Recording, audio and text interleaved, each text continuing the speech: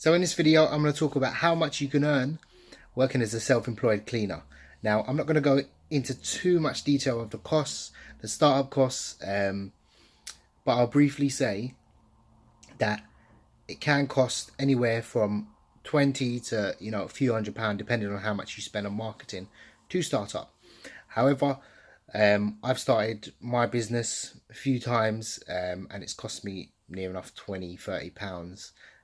I've made a few videos on how to get started on my channel as well. So briefly saying that, I want to get to the point that how much you can actually earn working full-time as a self-employed cleaner. Now, a lot of people, I know in London, it's pretty hard to live on a certain amount of money. The average salary in London is 28,000 a year. Working as a self-employed cleaner is very easy to get started. And if it's for anyone, and you just want to, go to the houses, clean them yourself, I like this business model. It works for me, and you can start it very part-time. And with your availability, you can easily get customers within your first month that will actually give you a suitable wage that, most people don't actually earn. Now, it starts off with pricing. It depends what you price at. Some jobs may be priced differently and some may not be. I would estimate a self-employed cleaner to earn anywhere between 18 to 30,000 if they're not doing very easily. It's not, there's chances are you could earn 50,000 a year.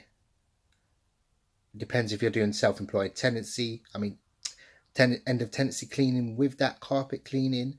Those are the things that can really up your game and your earning potential.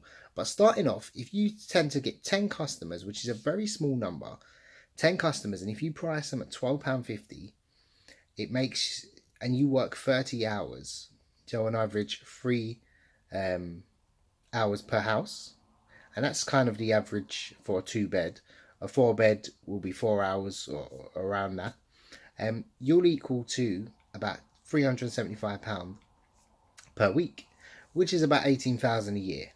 Now that's your starting point. That's only working 30 hours. Most people work, full-time 37 hours and sometimes only get paid 16,000.